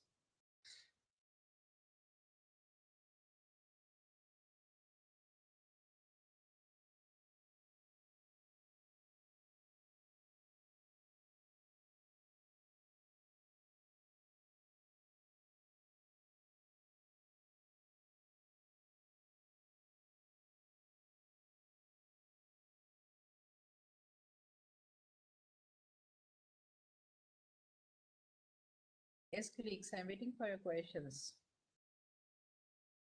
We are also requesting the participant to ask questions. Hello. Yes, please. So, ma'am, my name is Ajay. I am from the Pune. I'm working as a assistant lecturer in ADYPU University. But simultaneously, side by side, I have an NGO where I can provide the skill developments. Okay, but we are only working for the skill and now others things. So GSF NGO. So I want to ask that, ma'am. Suppose if I want to start, a skill development program in different parts of the India. So which is the most important skill I have to work for, especially for the women's or the students who girls student who is in the final year and they require the job. So can you suggest something? This kind of skill like we are working right now. Uh, In digital marketing, content marketing, and web design development, because after marriage they can work on from the home also in these three skills. But we are not right. working something like the silai kadai kind of things. We need some latest course or latest knowledge which require in 2025 2026 like. So can you suggest which kind of skills program? I think one is something, nowadays, which is very much in demand, is a skill course in this beautician course, that is actually Hmm. required, very much required, because when every woman needs those services. So I think if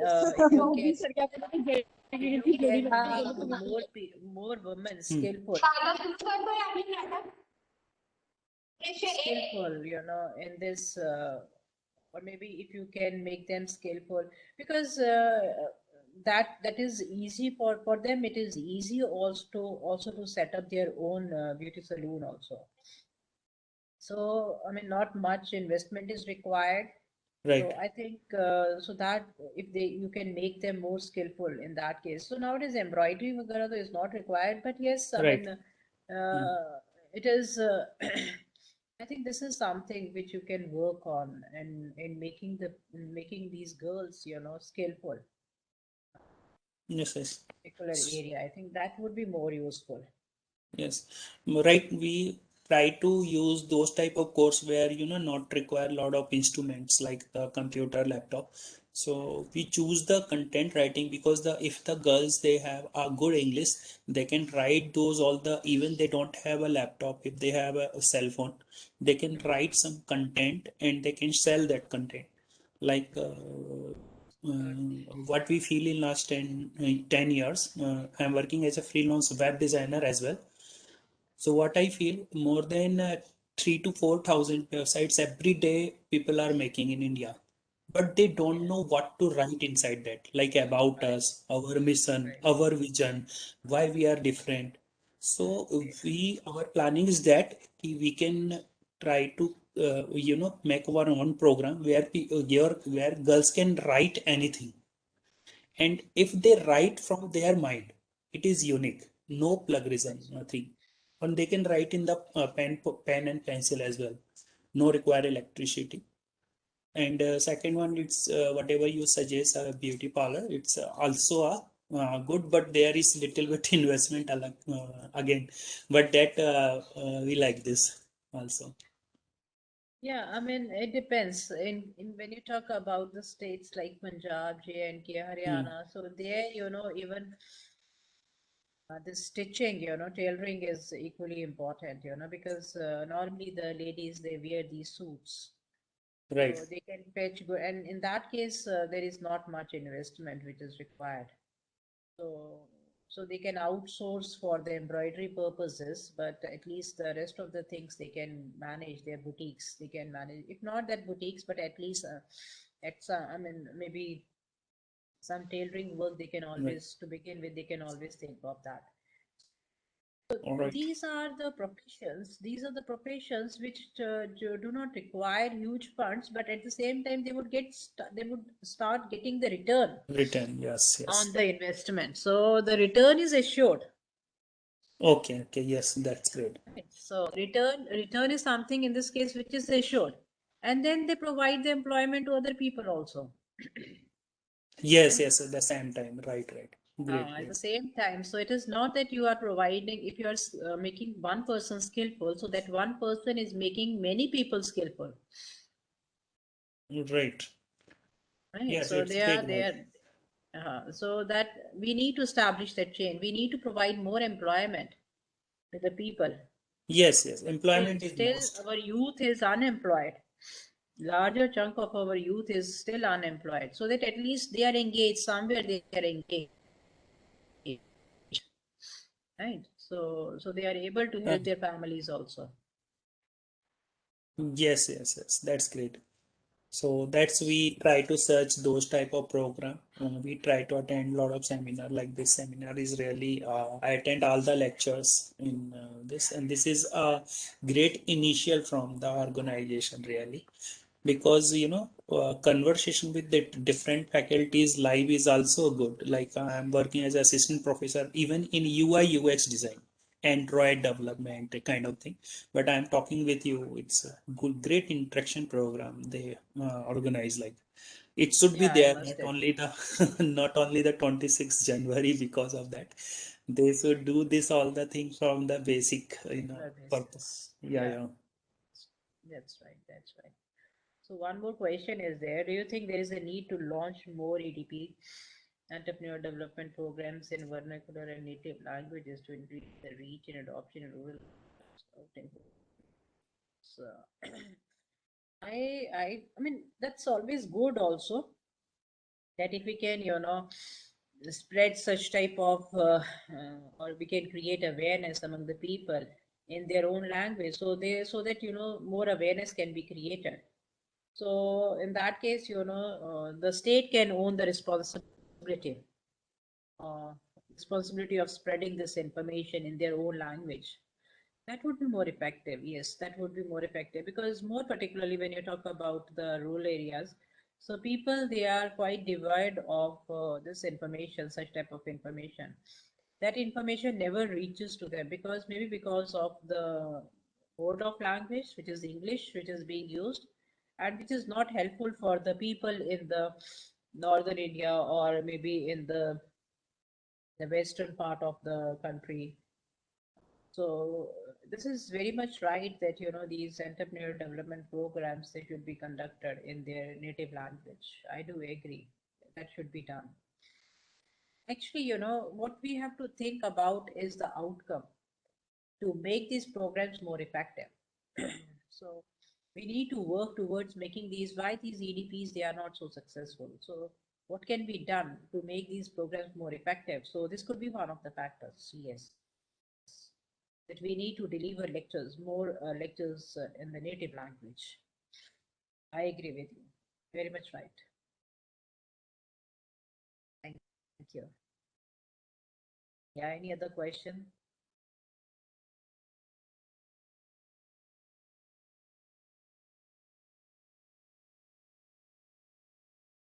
Yes, any other questions from the participants? You can talk about the research also.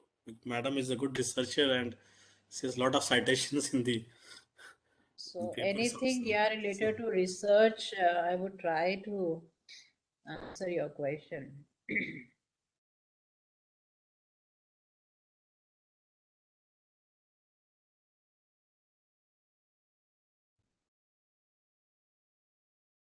Yeah, there is a question, So ma'am. what can be what can be the sustainable livelihood? What can be the sustainable livelihood indicators for rural women entrepreneurs?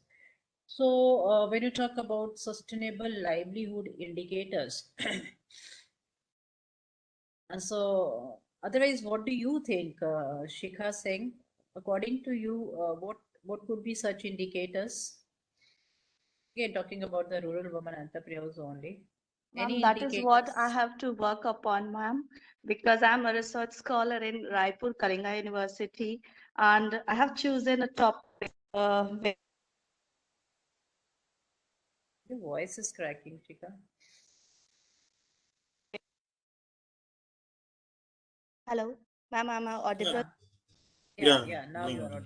Yeah. Please carry on. So Ma'am, have you am I reviewed the audible? literature? Yeah, Shikha, you are audible now. Have you reviewed the literature? Hello, Shikha, my voice is reaching to you? Hello?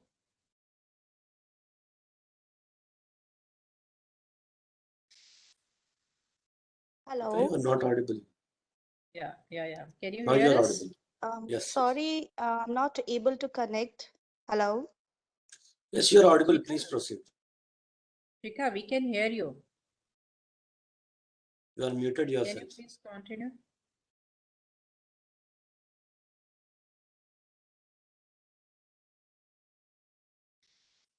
Okay, so when we talk about sustainable livelihood indicators, so in that case, one thing which is actually required for every entrepreneur, whether you talk about rural or urban, is a regular income. Have a regular income you get, because so that income should be an assured income. So for that, whatever business you are into, so when you would try to expand your business with that, your needs would also increase and your expenditure would also increase. But when you talk about sustainable livelihood, how to sustain your livelihood, so for that, a regular income has to be there. So fortunately, during this COVID-19 crisis, so we were lucky enough, fortunate enough that our the enterprises, maybe these tiny and micro enterprises in the rural areas, they were not adversely affected. So they could still continue with their business operations. But to me, I think what is actually required is a regular income has to be assured. So when I say regular income, so they need to first of all work into the expenditure, how much expenditure after making the payment. If they have engaged the people, they have provided the employment to the people. After making the payment to them, so how much profit do they need to earn so that they can earn a very good livelihood. So for that, they require a regular income, and this the regular income is somehow assured to the women entrepreneurs in the rural areas, which is not the case when you talk about the urban areas. Because in urban areas, what happens is there is always a mismatch between the supply and the demand, and the prices also fluctuate a lot. The prices of raw material, ultimately the prices of the finished product also, they get affected greatly by the changes in the prices of raw material, which is not the case when you talk about the rural areas. So I think a regular income has to be assured. Whether Shikha could listen to me or not. one more question is there. Yeah, Ajay Kumar, can you please elaborate on your question? What can be the best source for data regarding patents of HEIs? Higher education Ma'am, higher institutions. educational institutions. Good Institutions, evening, ma'am. okay. Good Yes, ma'am. evening. I mean, what do you basically want to ask? What can be the best source for data? Yes, ma'am. Actually, I'm looking for my PhD proposal that Okay. I want to work on the higher education institutions and how they are working with the commercialization and transfer of technology, basically, with their Okay. patents or IP Patents. generation. Okay. Yes. So first thing, like I want to categorize them. So for that, I'm looking for like data basically related to the higher education institutions. So I do not know any department from where you would get the data regarding all the higher education institutions where they are. But for that, would it not be? I mean, otherwise, what you are proposing here? I mean, what do you intend to? I mean, which source do you think, as of now, which source do you think would be useful Can you for you? elaborate on your objectives, Ajay? Yes, sir. So Let's use. basically, Yeah. yes, I have looked for like NIRF data, which from which I can have some like Okay. number of patents of data, like how many. Basically, I'm looking like for the methodology section. Yes, ma'am, So please. for NIRF is also there, NAC also there. I think these two would be sufficient because you would get data regarding all the institutions. So NIRF is also good. You can take up the NAC data also of different universities and educational institutions. Yes, ma'am. Okay, yes, ma'am. I was not aware of the NAC actually. NIRF I have NAC looked. would be more Yes, useful because NIRF was recently introduced. NAC ma'am. though started long back. After every Thank, 5 year education institutions, they are getting accredited for ranking. thank you so much, ma'am. Yes, ma'am. I will look into that. Hello, Very ma'am. much. Hello, sir. Can you please? Yes, sir. Can I suggest something? The question is asked about patent in a higher education institute. Yes, Can I? please. Yes, please. Yeah, please, please. Yeah, Excuse please, me. Prof. I like to suggest to sir that first of all you have to decide your universe and then go to find out all the NAC SSR reports and last in a last cycle. Because nowadays I am also working in a IQSC coordinator. Patent is removed because patent is maximally belongs from the science stream and number of colleges, traditional arts, commerce don't getting easily patents. So the accreditation are effect more, getting a more effect due to the patent. So if you want to get the details, first decide your universe and go for the searching all the SSR. Those are the institutes completed their first cycles from last 10 years. You will easily get that in the higher education institute how many patents are there and not everything is there in available in SSR. okay, Yes, sir. sir. Thank Thank you, you sir. very much. Thank you, sir. Okay, as the time has arrived, now we will have a small vote of thanks from our scholar. Yes, Shashi, go ahead. Thank you, ma'am, for such an informative session. The session helped us know how women entrepreneurs survive the pandemic, the psychological resources, the cognitive ability, confidence, trust of the women on their abilities have helped them in surviving the pandemic.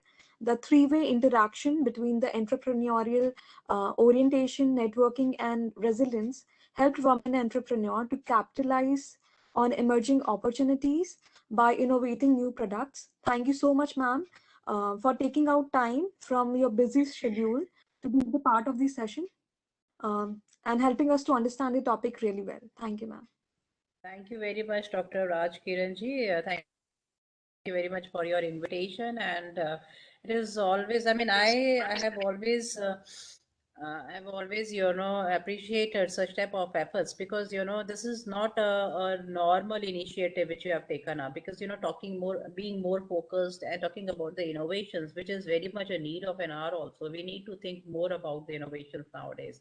May it be not that, the big ideas or something of that sort, but innovation of any type. but this is really good. I mean, this is something which is unusual also, and that's why I thought that No, no, let me also I wanted to some. request you for some more sessions also, but seeing your health also, I know that you're It not feeling was well. But yeah. instead, in spite of that, also you take all the time to spare with us and share your research and other things, expertise. I really appreciate your effort, and I think most of our participants have been benefited by this.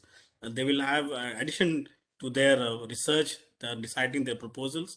I'm really, from the core of my heart, I'm very much thankful to you, ma'am, and I'm No, looking but forward for our I'm kind equally of. thankful to you for your invitation. I'm thankful to you for giving me an opportunity to interact with the with these participants, and it was really Yeah, our I mean, participants are very learned, madam. I yeah, think yeah, we yeah, have that's right. 120 participants as an assistant professors from different Oh, corner of good. the nation. Right from Okay, Tamil good, Nadu, good. even from Jammu also we have participants. We have from Gujarat, we have person Good. from Uttar Pradesh. So we have a variety of participants here. That's really kind of That's you, ma'am, for really good. accepting my invitation. Thank you so much. No, no, Have a but nice day. I'm thankful to you. Okay, thank you very much. Namaste. Thank you. Thank you.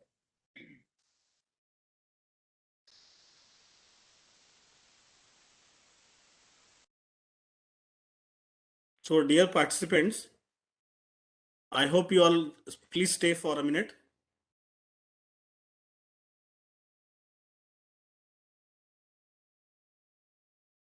So,